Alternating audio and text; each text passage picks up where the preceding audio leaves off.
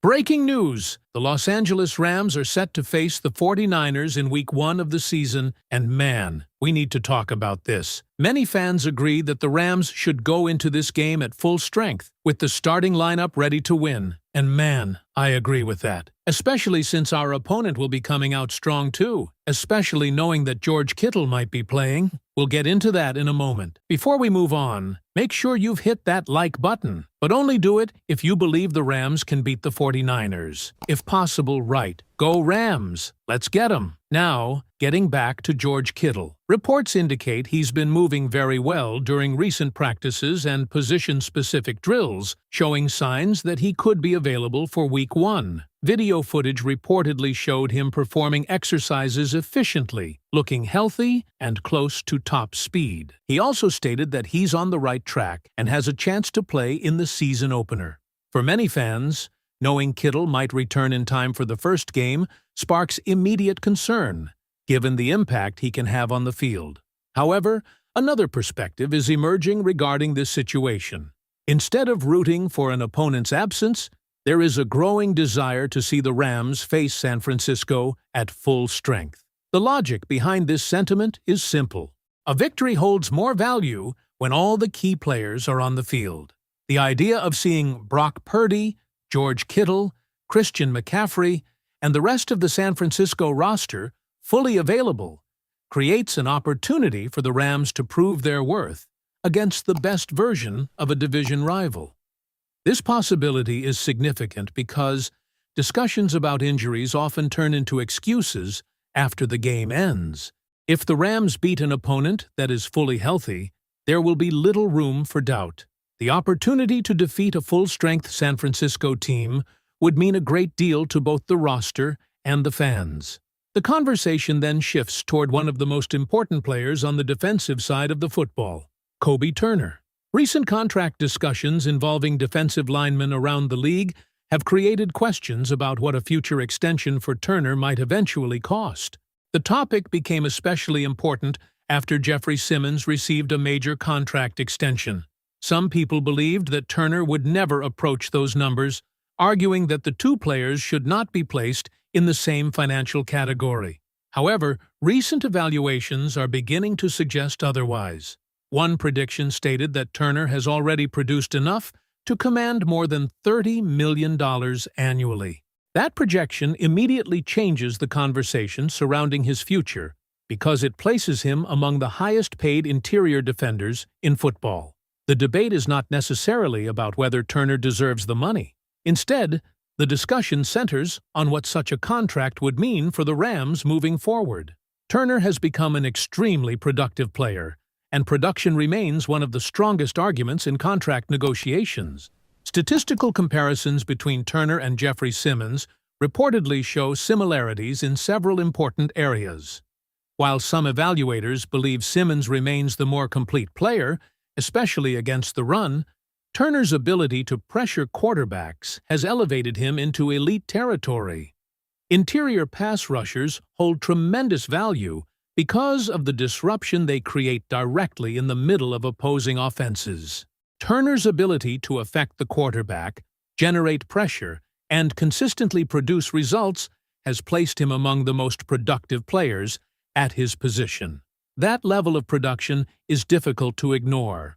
There are certainly financial implications involved. Large contracts create challenges for every team, and the Rams are no exception. Yet the belief surrounding the organization remains that Turner is too valuable to lose. The expectation is not that he reaches free agency. Instead, there is growing confidence that Los Angeles will eventually work toward keeping him as a central piece of the roster. The numbers continue to support that idea. Production does not disappear because of opinions. Statistics remain part of the conversation, and Turner's numbers continue to place him alongside some of the most respected defensive linemen in football. That is why predictions involving major financial commitments continue to appear. While the contract discussion creates one important storyline, another conversation involving Puka Nacua has generated even stronger reactions. Recent playmaker rankings place the Rams second overall, which is a significant accomplishment. Being recognized among the league's elite offensive groups demonstrates the amount of talent currently associated with the team. Yet despite that positive ranking, several opinions surrounding Nacua have created frustration. One statement described him as the most complete receiver in football. That description immediately raises an obvious question. If a player is considered the most complete receiver in the game, how can he not also be considered the best? That contradiction has become one of the most discussed topics surrounding these rankings. Nacua was praised for his ability to block, contribute to the running game, support play-action concepts, and produce as a receiver. His downfield effectiveness reportedly reached new levels during the 2025 season, and his contribution on the ground added another dimension to his game. The recognition of his complete skill set is significant. Being called the most complete receiver means excelling in every area of the position. Route running, blocking, versatility, toughness, production, and overall impact all become part of the evaluation. Yet despite receiving that description, he was still placed behind other receivers in certain rankings. That disconnect continues to generate debate. Many observers believe Nacua established himself as one of the very best players at his position. Others argue that his production, versatility, and impact should place him at the very top. The belief that he does things other receivers cannot do continues to strengthen his case. The larger issue may involve visibility. There is a feeling that some national discussions fail to fully recognize what Nacua accomplishes on the field. The argument is not simply about statistics, it is about complete performance. His contributions extend beyond catches and receiving yards. He influences the offense in multiple ways, and that total impact has become central to the discussion surrounding his standing among NFL receivers. As the rankings continued to emerge, another major conversation developed around the top 100 players. The Rams placed 5 players inside the top 100, and that alone represents a strong statement about the roster. 5 players receiving that level of recognition demonstrates the quality that currently exists throughout the team. But the specific placements generated several additional discussions. The biggest headline involves Myles Garrett. The newly acquired Ram was ranked as the #1 player in the entire NFL. Coming off a season in which he set the single-season sack record for the Cleveland Browns, Garrett enters Los Angeles carrying enormous expectations. Being recognized as the best player in football places tremendous attention on him. The belief surrounding Garrett is that he can continue producing at an elite level. Expectations remain extremely high, and his arrival immediately strengthens the perception of the roster. Another major development involves Matthew Stafford. Stafford was ranked as the second-best player in the NFL and the top quarterback according to these evaluations. Coming off an MVP season, he received recognition above several other quarterbacks. That ranking reflects the belief that his recent performances have elevated him above many of the biggest names at the position. The evaluation suggests that his level of play surpassed several other elite quarterbacks during the previous season. Such recognition reinforces the confidence surrounding the Rams entering the year. When a quarterback is viewed as the best at his position and among the very best players in the league, expectations naturally rise. The offense receives additional attention, and the entire team benefits from that level of confidence. Puka Nacua also appeared in the rankings.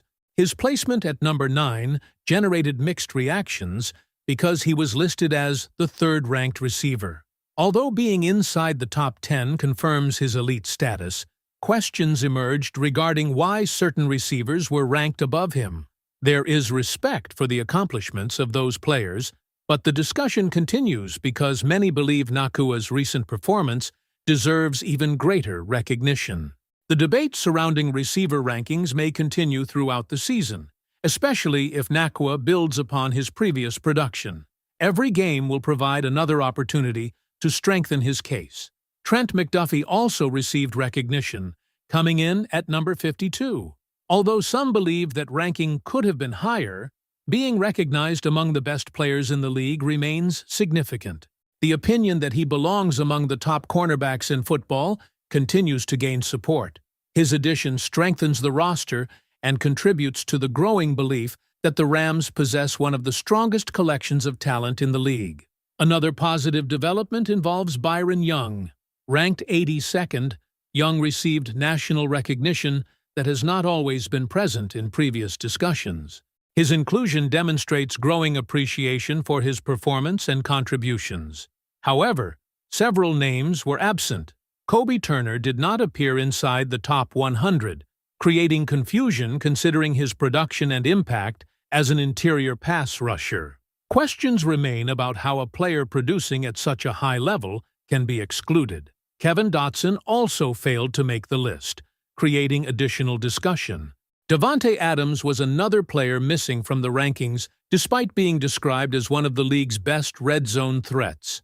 These omissions have become part of a larger conversation about national recognition and how certain players receive attention.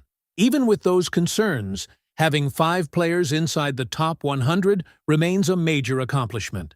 It reflects the quality of the roster and reinforces the growing belief that this team possesses elite talent throughout the lineup. As Week 1 approaches, excitement continues building. The possibility of facing a healthy San Francisco team, the contract discussion involving Kobe Turner, the ongoing debate surrounding Puka Nacua's standing among receivers, and the national recognition received by several Rams players have all contributed to the growing anticipation. Every one of these stories points toward a season filled with expectations. The roster is receiving attention. Individual players are receiving recognition. Major discussions are taking place across the league. And the anticipation for meaningful football continues to grow with every passing day. Now, the focus turns toward what happens when the games finally begin. Can the Rams prove themselves against a healthy rival in Week 1? Can Kobe Turner continue producing at a level that justifies a massive contract extension? Can Puka Nacua silence every remaining doubter and establish himself as the unquestioned best receiver in football? And can this collection of talent live up to the enormous expectations now surrounding the team? What do you think about these developments surrounding the Rams? And which story concerns you the most as Week 1 gets closer? Don't forget to subscribe, leave a like, and click the video appearing on your screen because the latest Rams news and updates are waiting for you right here.